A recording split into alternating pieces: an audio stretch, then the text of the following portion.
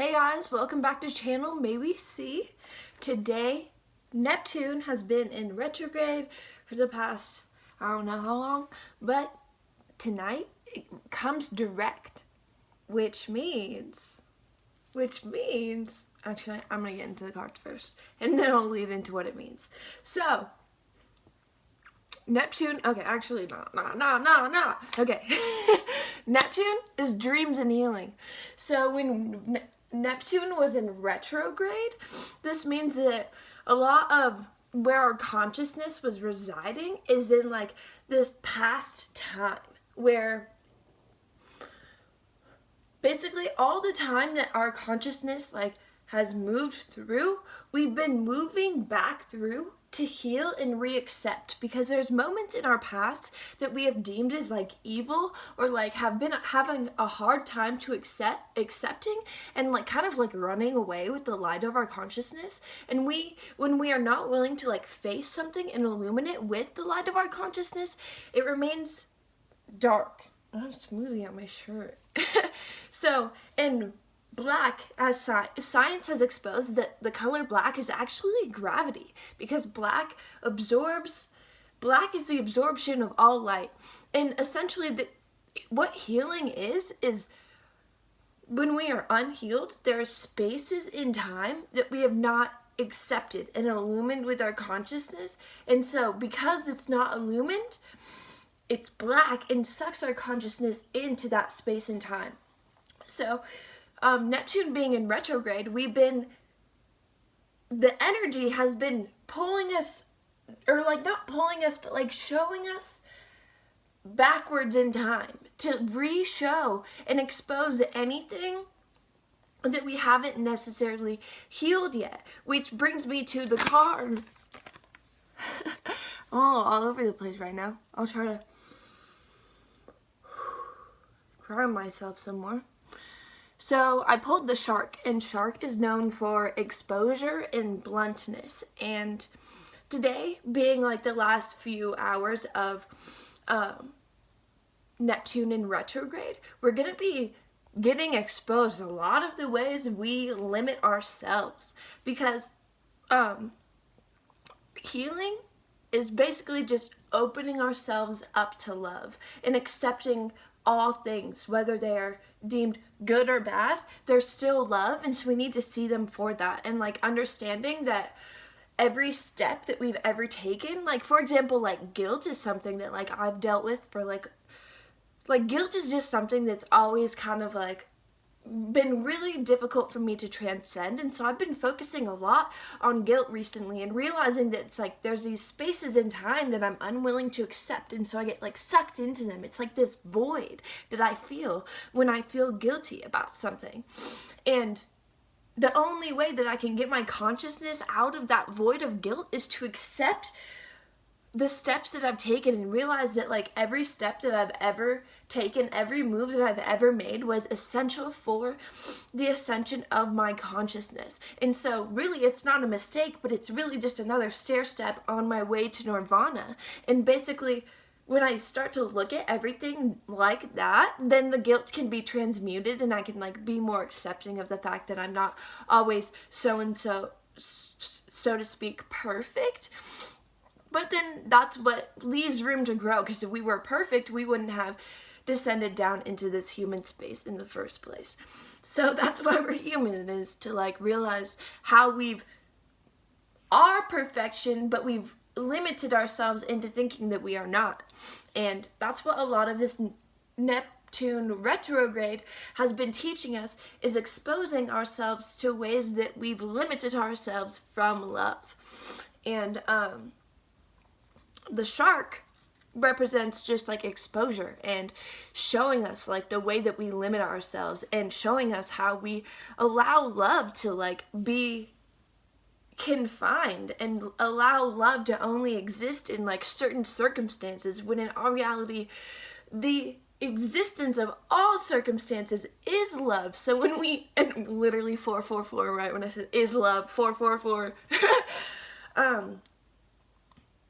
the existence of all circumstances our love. So when we don't perceive them as love, that's really just a projection of our own lack of love, or more so, lack of acceptance of the fact that that is love within ourselves, and that nothing outside of us is actually not whole or not good, or nothing is actually evil, but we are just not allowing it to be illumined with the light of our consciousness and to be accepted by spirit that we are. And like when we are in a state of non-acceptance, we're neglecting our spirit and not like seeing the infinite value of everything that exists. Because if we wanted like the physical emotion of love rather than like the existence of being that is love, but like the emotion of love, we'd also need to know what hate is to then decide that that's what love is, what we wanted,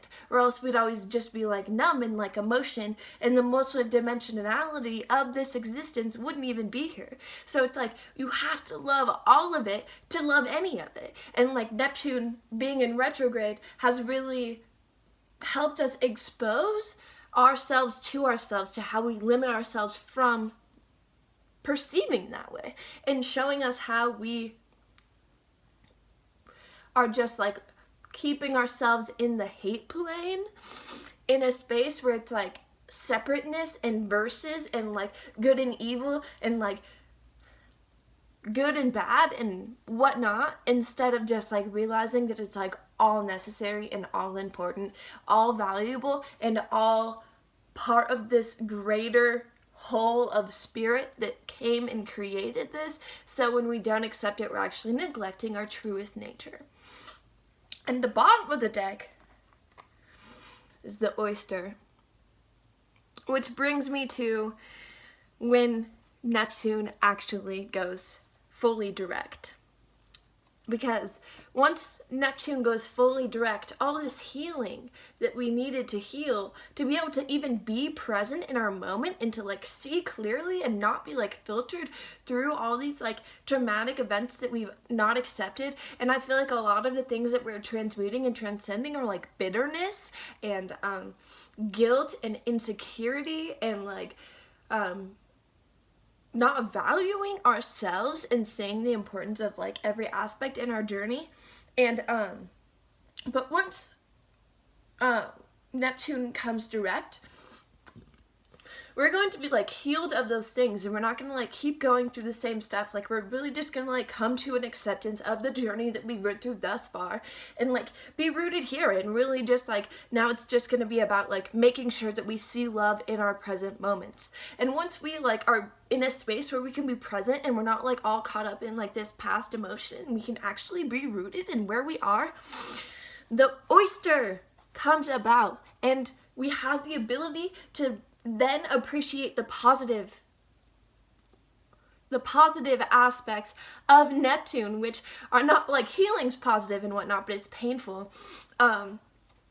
But then we can move into the dreamy aspect of Neptune, and we can start dreaming, and we can see clearly what we actually want to dream about, because we cannot dream and not see the limitless possibilities that we have the ability to achieve while we are confined in our minds to like insecurities and thinking that we're not good enough to do that, even though like we have infinite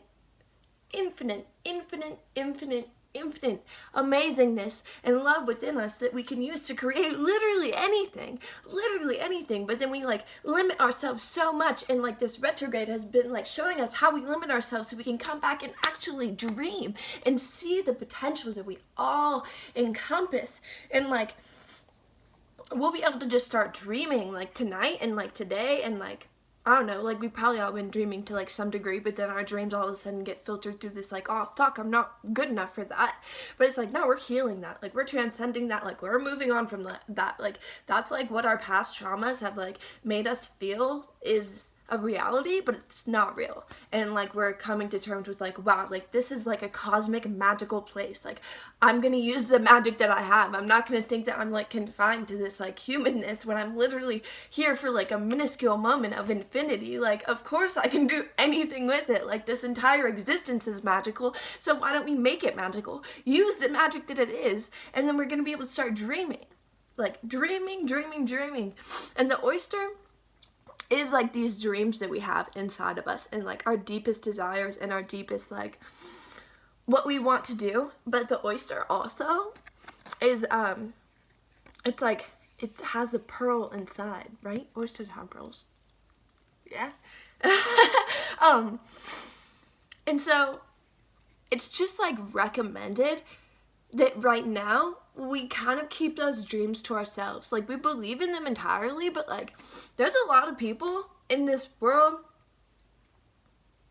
I don't even like want to talk about this. Like, just basically, I'm like transcending that. Just basically, like, sometimes it's better to keep your dreams harvest within you until you're actually taking action. Like, there's no reason to just like talk about like your dreams and be like, oh, I'm gonna become this. Like, no, just be that now. Like, be like, instead of being like, oh, I'm gonna be the president of the United States, like, just start taking action on that. You know what I'm saying? Like, it's like, you don't need to like tell everyone your vision. Like, you keep that vision inside you and like manifest it, believe in it, embody it, become it.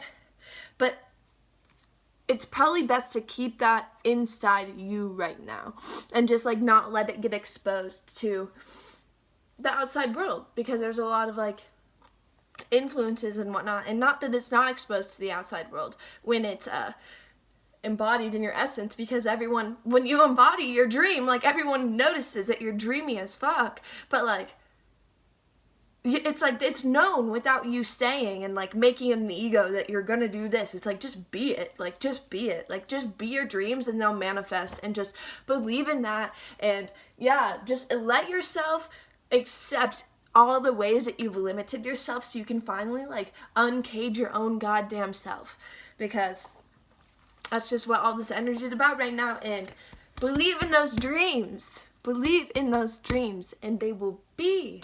They will be. They will be. They will be. They will be. They will be. May we see.